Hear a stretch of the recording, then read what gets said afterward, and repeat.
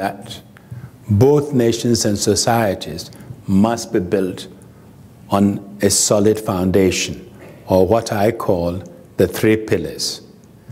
For there can be no development without security, and there can be no security without development.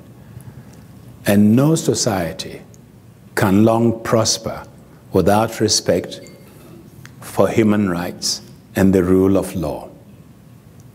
And I think this fundamental basis for building sound nations is extremely important as we move forward.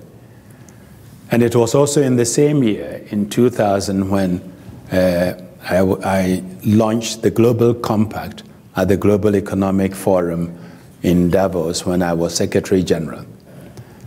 The Compact is a strategic initiative for business that are committed to aligning their operations and strategies with 10 principles which are universally accepted in areas of human rights, labor, and the environment.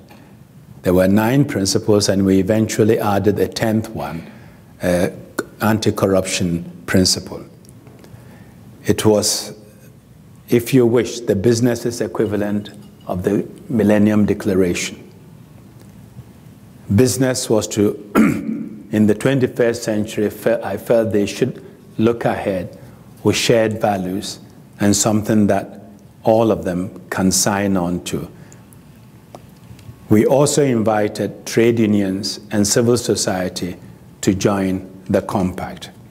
Initially, we had 47 companies. 47 companies were present at the lunch. And today we have 7,500 businesses and non-business signatories in more than 135 countries. These companies represent nearly every industry and sector and hail from developed, emerging, and developing countries. And this is and there are some here in Texas who have signed on to this compact. Businesses agree to embrace and support and ascribe to the protection of human rights and ensure that they are not complicit in human rights abuses. The business leaders also vowed to uphold the freedom of association and effective recognition of the right to collective bargaining, and to eliminate all forms of forced and child labor, and to eliminate discrimination. They also agreed to promote greater environmental responsibility, to take precautions towards emerging challenges, and invest in development and infusion of environmentally friendly technologies. Since the compact was established, many companies have teamed up with governments, with civil society, with universities and foundations, and done a lot for the society. I can give you a few examples. For example, when we set up the Global Fund to fight HIV/AIDS, malaria, and tuberculosis, the original target I set was 5 billion. We've raised over 22 billion today, and in fact, with the US contribution, which the US government offers to countries in the Caribbean over and above the fund, is perhaps double that amount.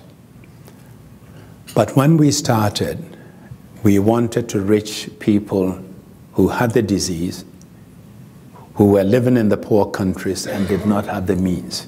And it was very painful. My wife and I would travel to these countries, and sometimes we'll go to a hospital, and you look at a man in the street, a man in bed with the disease, living with HIV/AIDS, who knows that there is medication somewhere in the world that could save him or his wife if they had the money.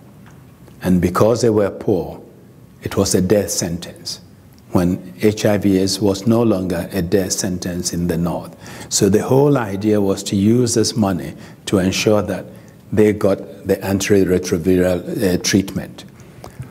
And I convened, I called a meeting of the chairman of the 7 biggest pharmaceutical companies in Amsterdam. We met in Amsterdam with the head of World Health Organization.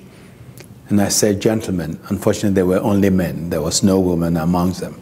I said, gentlemen, we have a problem and we need your help. We would want you to find a way of reducing the medication so that it could be affordable to the poor in the third world. It was a very interesting meeting. One of them said, well, I'm not sure I want to discuss this issue.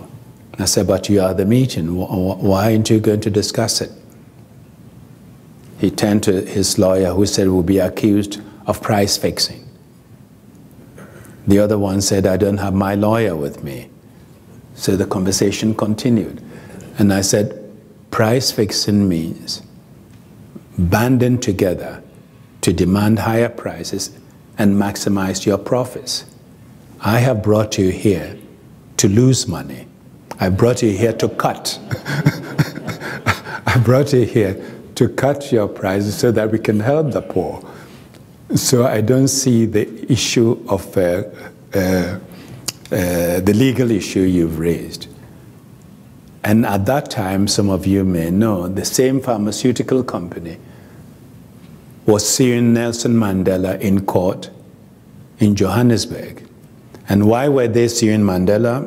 Because Mandela had decided that he was going to use compulsory licensing and produce a generic version of the medication to treat his people. So they accused him of busting the law, particularly intellectual property rights.